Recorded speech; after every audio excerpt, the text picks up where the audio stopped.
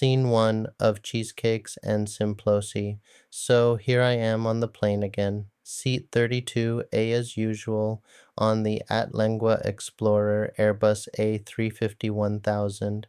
I have my trusty little travel companion tucked into my backpack next to me, his silent panda ears just poking out. The lady next to me in 32B shifts in her seat. She reaches into her bag and pulls out a worn paperback. Understandably, it is A Tale of Two Cities by Charles Dickens. I watch as her eyes scan the first sentence, which is, in this case, the entire first paragraph. I don't usually like monster sentences, but I must admit this one is undeniably impressive. As I look at her open book, I read the words to myself, matching the cadence of the print in my mind.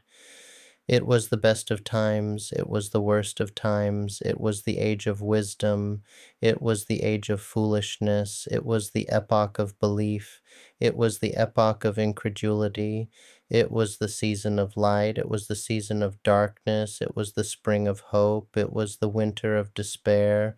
We had everything before us, we had nothing before us, we were all going direct to heaven, we were all going direct the other way. In short, the period was so far like the present period that some of its noisiest authorities insisted on its being received for good or for evil in the superlative degree of comparison only. Feeling my gaze, she turns to me, her expression a mix of curiosity and slight defensiveness. Is there anything wrong? She asks. No, on the contrary, I reply, my voice calm. As long as we keep going to heaven. She blinks, looking down at the open page in her hands, then smiles. Ah, A Tale of Two Cities. Yes, I'm actually reading it with my students. How come? Well, she says, shifting into the confident tone of an educator, I use it to explain stylistic devices. I tell my students that it starts with an antithesis. An antithesis, I repeat, leaning back slightly. Direct semantic opposites forced to collide within identical structures. And you tell them that just like that? Yes, she says, a bit surprised by the precision of my definition. This is exactly why I'm glad I'm not a high school teacher, I say with a dry smile. Because I would probably have to stop there, but there is so much more to that sentence, isn't there? She looks at me, intrigued now, her book resting half-closed on her lap. Yes, there is a simile, but... Right, antithesis and simile, I say. This saved Matthew and Liam in the last episode, first link right underneath this video. But when I give this to my students, I like to show them how Dickens locks the reader in from the very first breath. It's a symploce. You just take anaphora, repeating the beginning, and epistrophe, repeating the end, and smash them together. It was the at the start, times at the end. It's like a linguistic sandwich. She chuckles softly, the academic tension breaking. Yeah, like a linguistic sandwich, there you go. Another simile, um, but you can't really do that with high school seniors in my class if you just knew how things are these days. Besides, with the symploce, I don't even know myself what it is. So why are you an expert? What are you exactly? Just a man traveling with Tao Tao, I say evenly. She looks around our immediate space. Who is Tao Tao? My panda, I reply, gesturing toward the floor. You can see his ears poking out of my backpack. She leans forward, looking at the small black and white ears resting near my feet. Her eyes widen slightly as she sits back up, studying my face with sudden, intense recognition. Wait a moment, she says, her voice dropping to a whisper. A panda, and I've seen your face before. Are you on YouTube? Just as she asks, my phone buzzes in my hand. I hold up a finger. Just a moment. It's a WhatsApp message from Ronnie. How is the flight going? Who are you sitting next to? I look at the screen, a slight smile touching my lips. I turn to the lady next to me. Ronnie is asking me who I am sitting next to. What should I answer him? Am I inclined to write, next to an elderly lady? She gives me a dry look. Well, just say lady, maybe not elderly. Of course, I say with a small nod, tapping out the correction. I turn my eyes back toward the window. Below us, Los Angeles has faded into a grid of distant, twinkling lights, swallowed up by the vast darkness. We are heading over the cold emptiness of the continent. It is a constant transition between these two worlds, these two languages. And right now, caught between the Pacific and the Mediterranean, I am exactly in the middle.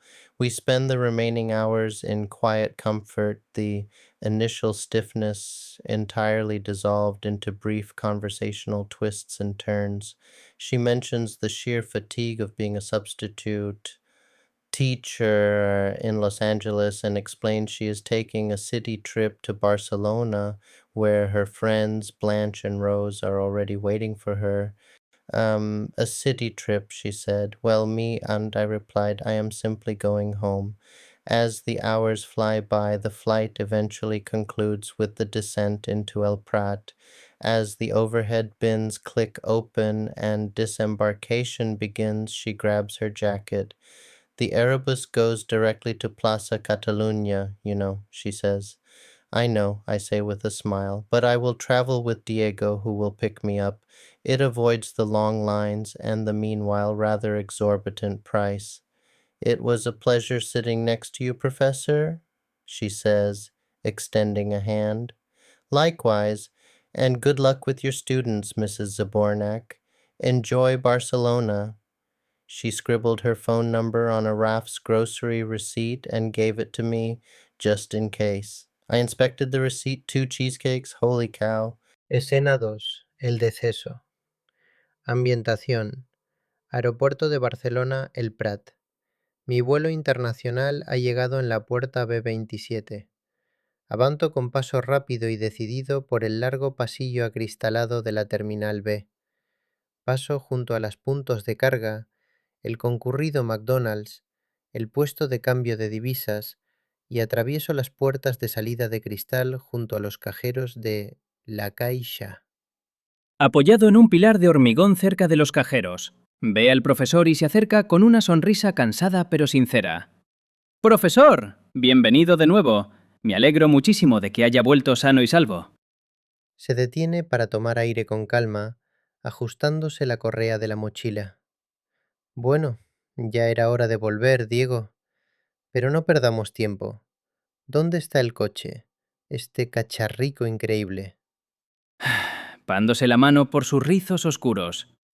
Se averió justo antes de la terminal. Fallo total del motor. Tuve que dejarlo para que se lo llevara la grúa, así que cambio de planes. Tenemos que coger el Aerobús. Muy bien. No nos demoremos más. Vamos en autobús. La buena noticia es que hoy no hay absolutamente nada de cola. Podemos subir directamente sin el caos de siempre. Transición al interior del Aerobús. El autobús está inusualmente vacío. Nos sentamos frente a frente en asientos girándonos 90 grados en los asientos, observando el interior silencioso. El autobús parece casi muerto comparado con el tráfico habitual de la terminal. Nunca lo había visto así. ¿Has analizado antes esta configuración concreta? No, la verdad es que no. Hoy parece que sobra espacio, pero viene perfecto para charlar. Para serte sincero, no he estado pensando mucho ni en el autobús ni en el coche. Mi abuela sufrió un ataque al corazón y su deceso ocurrió muy rápido. Ella era médica, así que sabía exactamente lo que estaba pasando, pero los servicios de emergencia en Barcelona no pudieron hacer nada a tiempo. Ahora solo quedamos mi abuelo y yo. Siento mucho oír eso, Diego. No diré nada más ahora mismo, porque cualquier cosa puede sonar fuera de lugar en una situación así. Supongo que necesitaré un nuevo médico. Y en cuanto a el deceso, bueno, En realidad es una historia larga.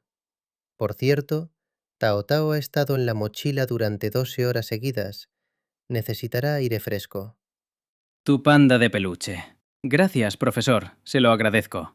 Sinceramente, centrarme en el trabajo, estar aquí, es justo lo que necesito ahora mismo. Me mantiene con los pies en la tierra. ¿Tendrá algo de tiempo para mí esta tarde? Estaba pensando en su largo viaje. ¿Qué tal fue ir de Hong Kong a Los Ángeles después del incidente? ¿Pudo ver a Matthew y a Liam mientras estaba allí? Primero, puedes encargarte de las notas de la clase como siempre. Eso debería mantenerte distraído. Y sí, fui a verlos personalmente. Matthew estaba en plena forma. No solo participó en las sesiones de rock and roll, sino que dominó completamente el saxofón. Interpretó 4 solos consecutivos al estilo Rudy Pompili en las nuevas pistas, incluida la versión española de See You Later, Instigator. Es decir, hasta luego, sigo volando. Espera, ¿y la nueva versión de Skate Around the Clock? En esa tocaron Ronnie a la batería y su amigo el sargento Burke en el bajo, pero Matthew está presente en todas las demás. Voy a colocar los enlaces a esos episodios concretos de la banda Heartslip de Ronnie como enlaces del 2 al 6 justo debajo de este vídeo.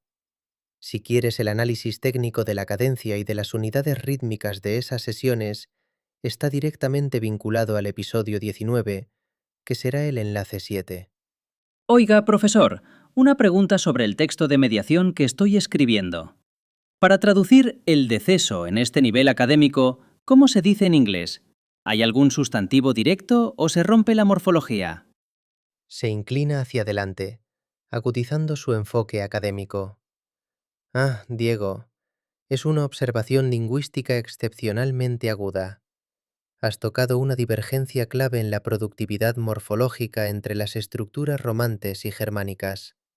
En español, el sustantivo con terminación en guión o funciona perfectamente. En inglés, existe la palabra DECEASE, pero no sigue los patrones típicos de conversión, como increase o convert, donde un simple cambio de acento transforma el verbo en sustantivo. Pero, como te dije antes, ya escucharás todos los detalles. De hecho, Diego, es una pregunta demasiado buena como para responderla de pasada. Deberíamos tratarla con todo detalle para el público en la próxima clase de esta tarde. Analizaremos exactamente por qué DECEASE se resiste a las reglas de la morfofonología. Lo compararemos con decrease y veremos los morfemas fosilizados tipo cranberry. Será el eje perfecto de este episodio. Aspectos destacados de la morfología del español y del inglés para hablantes avanzados. De hecho, Diego, es una pregunta demasiado buena como para responderla de pasada. Deberíamos tratarla con todo detalle para el público en la próxima clase de esta tarde. Analizaremos exactamente por qué DECEASE se resiste a las reglas de la morfofonología. Lo compararemos con decrease y veremos los morfemas fosilizados tipo cranberry. Será el eje perfecto de este episodio. Aspectos destacados de la morfología del español y del inglés para hablantes avanzados. Me gusta, mucho. Me da algo complejo lo que pensar mientras viajamos. Vamos a ello. Scene 3. The Linguistic Architecture of DECESO and DECEASE. Dear students, today you need to really concentrate or watch this section when your mind is fresh, as this is not something you digest at the bus stop. However, this is not my main problem. Tao Tao, my panda, who is usually with me, could not come today. This is a first-hand experience. But our friend Diego, seated in front of the first row, is there as a guest instead. He will type and audio record the lecture so that it will be available as a PDF file, the last link underneath this video, and completely free. And a final starting remark, I am aware that C is pronounced K in Latin, but we will not apply the original classic version for etymological transparency. So, let's get started. You can see the structure displayed on the big screen. 1. Etymology, we begin with the pair DECESO in Spanish and DECEASE in English. Both items ultimately relate to the Latin compound verb decidere, built from the prefix de, meaning away, and the root cedere, to go, yield. From this verb, Latin derives the nominal form DECESUS, literally a going away, departure, which then undergoes a metaphorical extension to departure from life, and thus to the concept of death. In both the Romance and Germanic influenced traditions, we observe a common semantic path. The concrete spatial motion meaning to go away is reinterpreted with the human body as the subject, so that going away from life becomes a standard way of talking about death. It is important to isolate at this stage the word cease, which students often misanalyze as if decease were a simple composition of de plus cease. The verb cease in English is a separate Latinate import, historically related to Latin cessare, that is, to cease, stop, not to asterisk cadere. In modern English, cease functions as a verb meaning to stop or to come to an end, while decease is a formal noun meaning death. The two forms are phonologically similar but are not synchronically related as a prefix-root pair. Decease is not analyzable as d plus cease in present-day English. The similarity is etymologically coincidental, not a living morphological pattern. 2. Etymological transmission and functional selection. Turning now to historical pathways, both languages inherited the same Latin root decidere, but selected different grammatical categories and functional profiles. In Spanish, the verb decidere did not survive as a productive verb with the meaning to die. Instead, the language lexicalized the nominal form DECESO, which today functions as a frozen, high-register noun. That is, in modern Spanish, DECESO is not part of everyday lexical usage. It appears in formal registers, obituaries, and legal or bureaucratic contexts, while speakers typically rely on morir or fallecer for active predication. In English, the root entered via the Anglo-Norman and Old French form DECEASE in the Middle English period, roughly 14th century. Historically, decease was introduced and maintained primarily as a formal noun, as in the time of his decease. There is, however, a secondary verb use which is now rare and largely confined to formal or legal English. He was deceased in 1910. Crucially, the past participle form deceased is by far the most frequent realization in contemporary English, especially in fixed phrases such as my deceased parents or the deceased grandmother. Our friend Diego here has had both experiences, and at this point we do offer our condolences. In many everyday contexts, even the participle is replaced by more colloquial or euphemistic alternatives such as died or passed away, which are the default, central terms for to die. 3. Cross-linguistic equivalence, Germanic versus Romance defaults. If we move away from these formal Latinate items and ask what speakers use in neutral everyday registers, we see a clear division between Germanic and Romance patterns. In English, the basic Germanic verb die is the unmarked term for to die. Alongside it, we find the phrasal euphemism pass away, which functions as a standard high-register, indirect alternative in contexts where speakers wish to soften the reference to death. There is also a whole cluster of idiomatic expressions, kick the bucket, buy the farm, and so on, but these are not formal and are not relevant to the register of decease. They are the English equivalents for the Spanish idiom estirar la pata, literally meaning to stretch the paw or leg. In Spanish, the default equivalents are morir, and the more formal, Romance-derived fallecer. Fallecer literally carries the sense of to fail, to diminish, which is then extended metaphorically to the waning of life.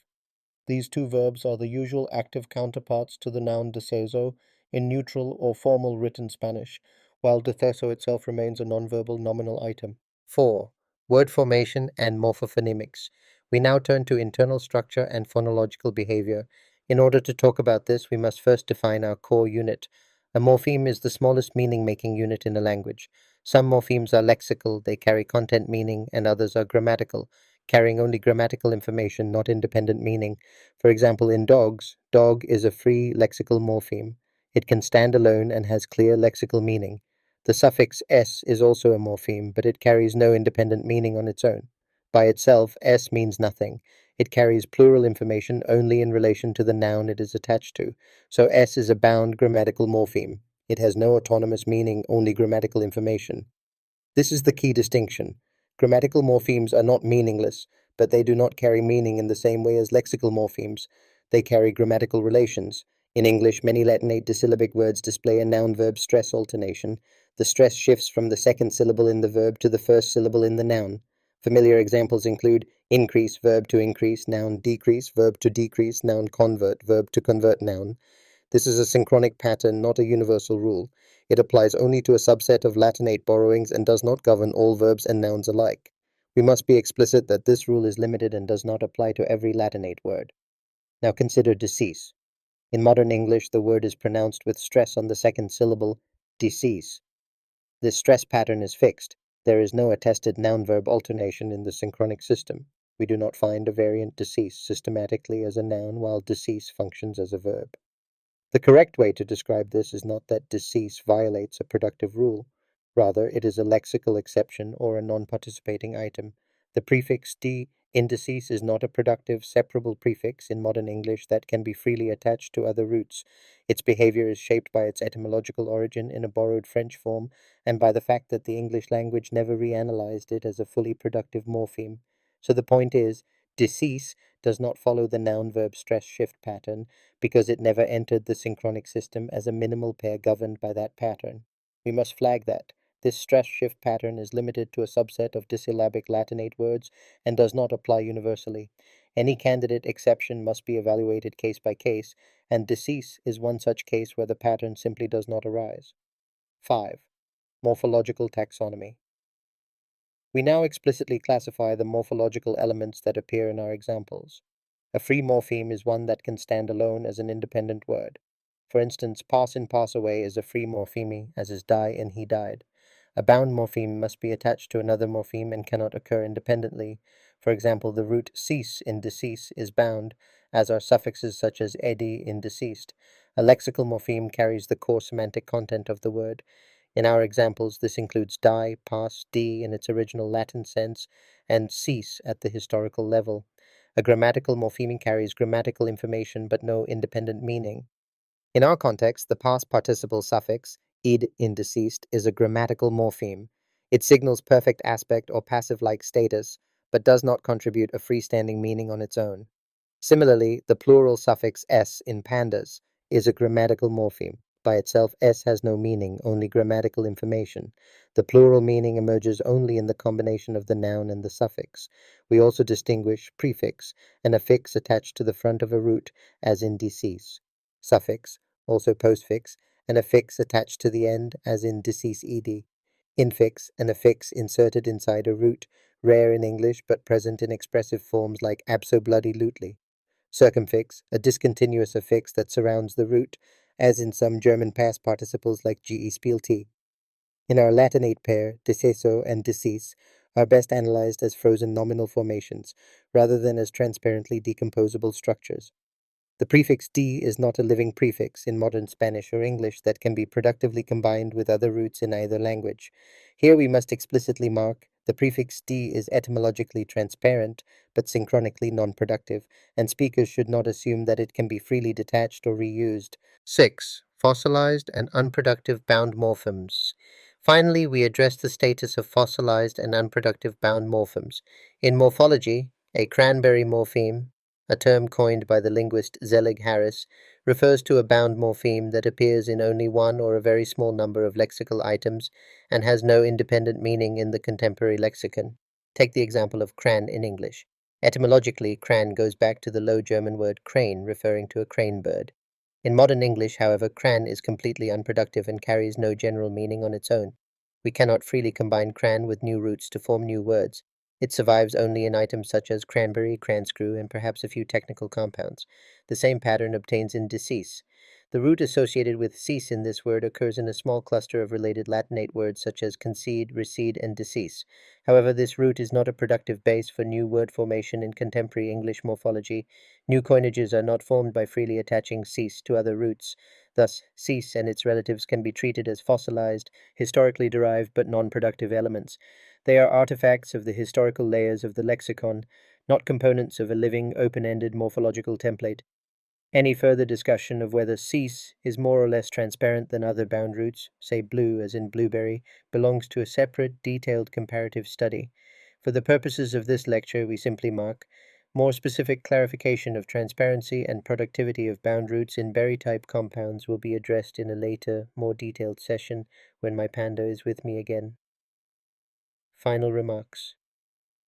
To sum up, the Romance noun DECESO and the English decease are both formal, learned lexical items that trace back to Latin decidere and DECESES, but they occupy different positions in the morphological and syntactic systems of their respective languages.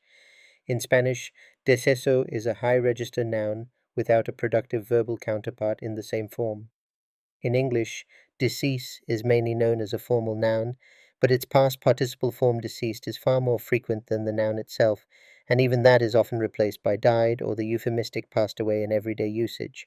Structurally, the prefix d is etymologically transparent but synchronically non-productive, and deceased does not participate in the noun-verb stress-shift pattern simply because it never entered the English system as a minimal pair governed by that rule. We have treated morpheme as the smallest meaning-making unit, and we have clearly separated lexical morphemes, which carry meaning, from grammatical morphemes, which carry only grammatical information such as s or ed. Any finer comparison of cranberry-type roots will be addressed in a separate session. That brings me to the end of this segment. Thank you, dear students. Thanks, Diego. Take care. The end.